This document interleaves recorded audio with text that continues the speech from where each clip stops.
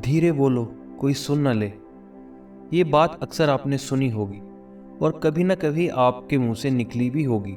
लेकिन सोचने की बात यह है कि ये वाक्य कब कब हमारे मुंह से निकलता है और कब कब हमारे कानों में पड़ता है, क्योंकि ऐसे कम ही गुप्त राज होते हैं जो हम दूसरों के कानों में पड़ने देना नहीं चाहते। अक्सर परिवार में अशांति का कारण हम स्वयं ही होते हैं। हम इस बात को देख पाएं, भले ही ना देख पाएं, पर यह असल सत्य है, क्योंकि जाने अनजाने मूर्खतावश हम खुद ही अपनी वे बातें दूसरों को बता देते हैं जो हमें कभी भी नहीं बतानी चाहिए। और वही बातें जो जाने अनजाने हमने किसी दूसरे के सामने बता दी थी, वही हमारे दुख का कारण बन जाता है, वही हमारे झगड़े का कारण भी बन जाता है। और फिर बाद में हमें पछतावा होता है कि मुझे ये बात किसी को नहीं बतानी चाहिए थी, मेरी ही गलती हुई कि मैंने जाने अनजाने ये बातें सभी को बता दी। इसीलिए आज की जो कहानी मैं आपको सुनाने वाला हूँ, उसे सुनने के बाद आपको 5 ऐसी बातें पता चलेंगी जो आपको कभी किसी को नहीं बतानी चाहिए। ये जो 5 बातें हैं जो आपको किसी को नहीं बतानी है, क्यों नहीं बतानी, इसके पीछे का तर्क भी मैं आपको बताने वाला हूँ। एक समय की बात है, एक नगर में अर्जुन नाम का एक व्यक्ति रहता था जो बहुत ही गरीब था। उसके पास कुछ पैसा नहीं था और 2 वक्त की दाल रोटी भी बड़ी मुश्किल से उसको नसीब होती थी। किसी काम की तलाश में दिन रात खोज करने पर भी उसे कोई काम नहीं मिल रहा था। फिर एक दिन उसने अपनी पत्नी के सामने अपनी सारी समस्याएं बता दी। उसने अपनी पत्नी को कहा कि मैं जिस भी जगह काम मांगने के लिए जाता हूँ तो हर कोई मुझे ये कहकर मना कर देता है कि हमारे यहाँ काम की ज़रूरत नहीं है। मैं काम की तलाश कर करके थक चुका हूँ। मुझे समझ नहीं आता कि मैं तुम लोगों का पेट कैसे भरूंगा, अपने बच्चों को कैसे पालूंगा, और ये चिंता मुझे दिन रात खाए जा रही है। ये सुनकर उसकी पत्नी ने कुछ सोचकर कहा कि तुम एक आदमी के पास एक बार ही काम मांगने के लिए जाते हो, पर जब वो काम नहीं देता तो तुम दूसरी बार उसके पास जाते तक नहीं हो। अगर तुम्हें उनसे काम लेना है तो तुम्हें हमदर्दी जतानी होगी, तुम्हें उनसे हमदर्दी हासिल करनी होगी, अपनी गरीबी दिखानी होगी, ताकि वो लोग तुम्हारी मजबूरी समझकर तुम्हें काम पर रख लें। इसलिए शर्म मत करो, अपनी मजबूरी बताओ, अपनी गरीबी बताओ, और इसी उपाय से वो तुम्हें काम पर रख लेंगे। ये बातें अर्जुन के दिमाग में बैठ गई और अगले ही दिन काम मांगने के लिए वो उसी सेठ के पास जा पहुंचा जहां पर वो कुछ दिन पहले काम मांगने के लिए गया था। लेकिन इस बार उसने हाथ जोड़कर उस सेठ से प्रार्थना की, उससे विनती की और कहा कि वो बहुत गरीब है, उसे काम की सख्त ज़रूरत है और जो भी काम है वो उसे दे दे, वह उसमें संतुष्ट हो जाएगा, पर कृपया करके उसे अपने यहाँ काम पर रख ले। उसकी ये हालत देखकर उस सेठ ने उसे अपने यहाँ काम पर रख लिया। वो रोज़ाना वहाँ काम पर जाने लगा। अंदर ही अंदर वो खुश तो था कि उसे काम तो मिला, लेकिन उसे वेतन दूसरे लोगों से कम मिलता था। वही काम जो दूसरे लोग कर रहे थे उन्हें ज़्यादा वेतन मिल रहा था और उसे कम वेतन मिल रहा था।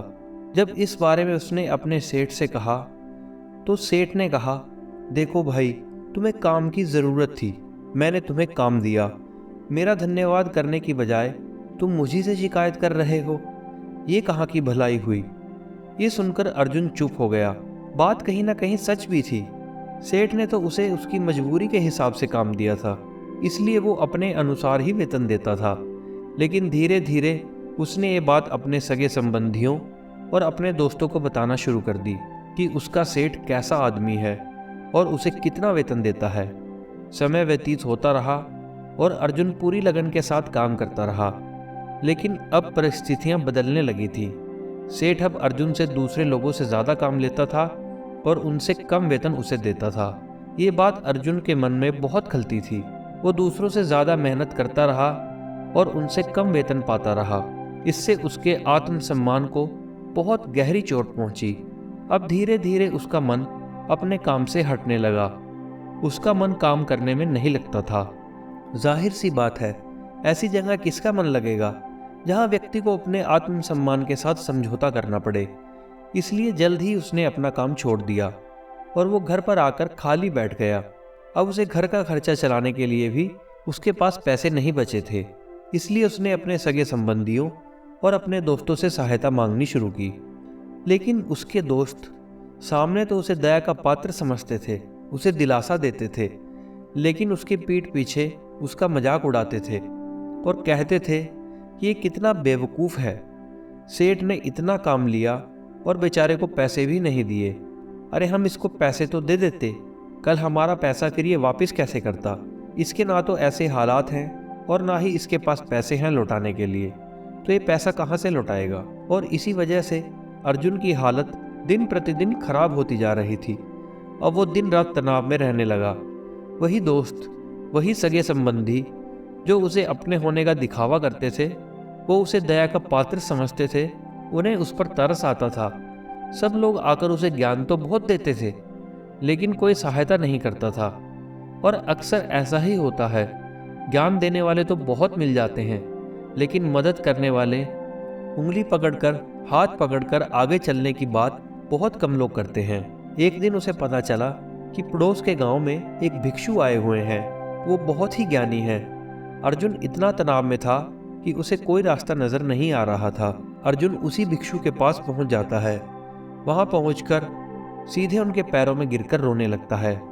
वो रोते रोते उन्हें अपनी सारी परिस्थिति बताता है। उन्हें बताता है कि किस तरह से सेठ ने उसका फ़ायदा उठाया और उसके सगे संबंधी उसके साथ कैसा व्यवहार करते हैं।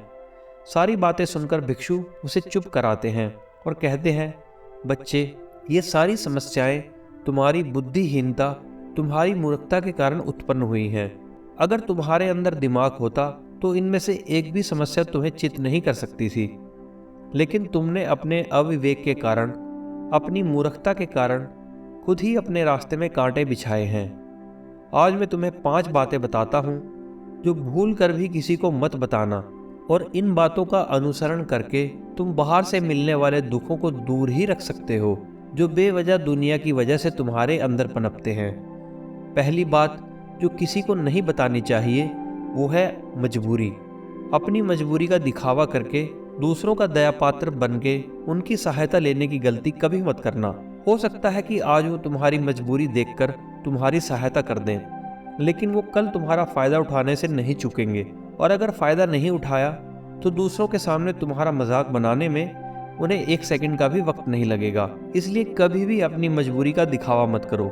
अगर घर में 2 रोटी हैं तो वही खाकर सुखी रहो, लेकिन दूसरों को इसके बारे में भनक तक नहीं लगनी चाहिए।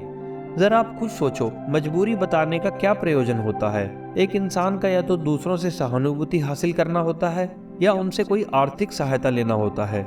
लेकिन अगर दोनों ही परिस्थितियों को देखें तो दूसरा आदमी फ़ायदा उठाने से नहीं चूकेगा, और अगर वो फ़ायदा नहीं भी उठाएगा तो अपनी नज़रों में तो वो आपको मूर्ख ही समझेगा, बेवकूफ़ समझेगा, और दूसरों के सामने आपका मजाक तो ज़रूर बनाएगा।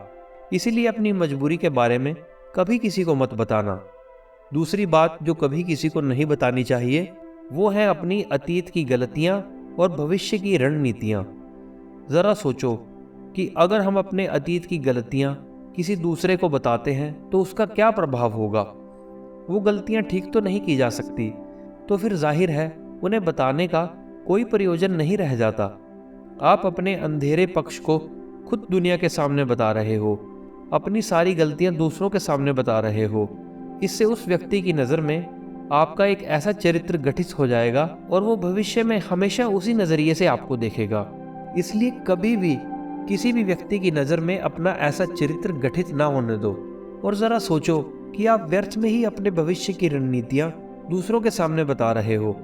जो लोग आपके काम का हिस्सा नहीं हैं, उनके सामने अपने भविष्य की रणनीतियाँ, अपनी डींगे हाँकने का क्या फ़ायदा। ये लोग आपकी सहायता तो नहीं करेंगे, लेकिन आपकी भविष्य की रणनीतियों में बाधा ज़रूर बन सकते हैं।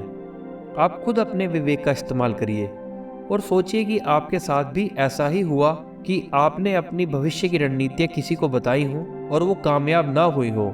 ऐसा ज़रूर हुआ होगा, ज़रा गौर से सोचिए। तीसरी बात जो कभी किसी को नहीं बतानी चाहिए वो है अपने घर की बातें। जो भी हमारे घर के अंदर आपस में बातचीत होती है, हमारे माँ बाप के साथ, पत्नी के साथ, बच्चों के साथ या बाकी परिवार के सदस्यों के साथ, वो परिवार तक ही सीमित रहनी चाहिए।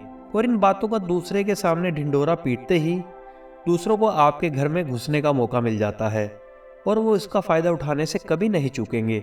वो आपके परिवार के सदस्यों को आपसे दूर ले जाने की कोशिश करेंगे। हमारे समाज में अक्सर ऐसा ही होता है।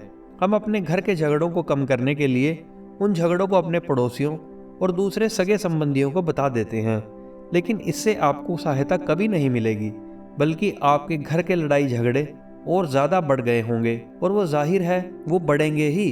अगर आप अपने माँ बाप की बातें दूसरों को बताएंगे तो आपके माँ बाप को बुरा लगेगा कि हमारा बेटा हमसे बताए बगैर दूसरों से हमारी बातें कर रहा है। इसलिए अपने घर की बातें और अपने घर की लड़ाई झगड़े किसी के सामने मत बताना। अगली बात जो मैं आपको बताने जा रहा हूँ वो तो किसी को नहीं बतानी चाहिए, और वो सुनने पर भी बहुत अजीब लग सकता है, लेकिन उसका सत्य भी आपको एक तर्क के माध्यम से समझा दूंगा। मैं कहता हूँ कि आप अपनी आमदनी किसी को मत बताना। अब अपनी आमदनी ना बताने के पीछे क्या प्रयोजन हो सकता है? ज़रा सोचिए कि आप अपनी आमदनी अपने दोस्तों को बता रहे हैं। जब आपके दोस्तों को ज़रूरत पड़ेगी तो वो सिर्फ आपको ही याद करेंगे, क्योंकि उनको पता है अगर आपकी आमदनी अच्छी है तो आप उनकी मदद भी कर सकते हैं, और इसलिए ज़्यादा लोग आपसे सहायता मांगेंगे। और जब आप उनकी सहायता नहीं करेंगे तो वो सोचेंगे कि इस आदमी के पास पैसे तो हैं और ये मेरी मदद भी कर सकता है, लेकिन ये मेरी सहायता नहीं कर रहा। इसीलिए आपकी आमदनी आपके और आपके दोस्तों के बीच झगड़े का कारण बन सकती है। कम आमदनी होगी तो लोग मजाक उड़ाएंगे, और ज़्यादा होगी तो सहायता मांगेंगे। तो अपनी आमदनी बताने का कोई प्रयोजन नहीं है। अगली बात जो मैं आपको बताने वाला हूँ उसे गांठ बांध लीजिए, और किसी को ये मत बताना अपनी कमज़ोरियों और अपनी ताकत इनके बारे में। अक्सर इंसान को पता नहीं होता कि उसकी कमज़ोरी या उसकी ताकत क्या है, लेकिन अगर आपको अपनी कमज़ोरी और अपनी ताकत पता है तो पहली बात तो आप बहुत ही बुद्धिमानी व्यक्ति हैं, और दूसरी बात आपको ये बातें किसी के साथ साझा नहीं करनी चाहिए, क्योंकि अगर आपकी कमज़ोरियाँ दूसरों को पता चल गई तो वो आपकी कमज़ोरियों का फ़ायदा उठाएंगे, और अगर आपकी ताकत पता चल गई तो वही ताकत आपकी कमज़ोरी बन जाएगी, क्योंकि वो ताकत दूसरे व्यक्तियों को पता होगी और वो ताकत की काट भी ढूंढ ही लेंगे। अपनी कमज़ोरियों और अपनी ताकत अपनी पत्नी या फिर अपने पति को भी नहीं बतानी चाहिए, क्योंकि इसके बाद आपको घर में हमेशा उनसे दब के रहना पड़ेगा। तो अगर आप अब तक ये कहानी सुन रहे हैं तो मैं आपके लिए 2 बोनस बातें बताने वाला हूँ। पहली बात जो किसी को नहीं बतानी चाहिए वो है अपने मित्र और अपने शत्रु। आप अपने मित्रों के बारे में अगर दूसरे लोगों को बताएंगे तो वो आपके मित्रों के साथ अपनी घनिष्ठता बनाकर आपको धोखा दिलवा सकते हैं। आपके गहरे मित्रों को आपसे दूर करने का प्रयास कर सकते हैं। अक्सर आम आदमी ऐसा नहीं करता, लेकिन आपके दुश्मन ऐसा करने की कोशिश कर सकते हैं। और दूसरी तरफ आपके शत्रु का भी किसी को पता नहीं होना चाहिए, क्योंकि आज जो आपका मित्र है हो सकता है कल वो आपका शत्रु बन जाए, और वो आपके शत्रु के साथ मिलकर आपको परास्त कर सकता है। इतिहास तो हमें यही सिखाता है, आपको धोखा दे सकता है। इसलिए अपने सबसे अच्छे दोस्तों को भी अपने दुश्मन के बारे में कभी नहीं बताना चाहिए। अगली और आखिरी बात जो मैं कहना चाहता हूँ वो है कि जब आप दान करो तो दान के बारे में किसी को मत बताना, नहीं तो दान करना व्यर्थ हो जाता है, बेकार हो जाता है। जब आप अपने दान का ढिंढोरा पीटते हो तो आप ये बता देते हो कि आप कितने बड़े दानी पुरुष हो, और इससे आपके अंदर एक अहंकार निर्मित होगा। इसलिए दान को गुप्त ही रखना चाहिए, वही अच्छा होता है और उतना ही फलदायी भी होता है।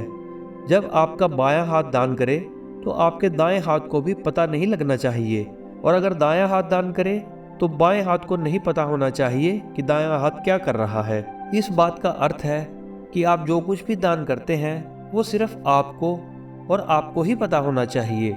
आपके अलावा संसार में किसी व्यक्ति को ये कभी जाहिर न करें कि आपने क्या दान किया है। ये बातें जो भिक्षु ने अर्जुन को बताई, इनमें संसार के सभी सिद्धांत छिपे हुए हैं।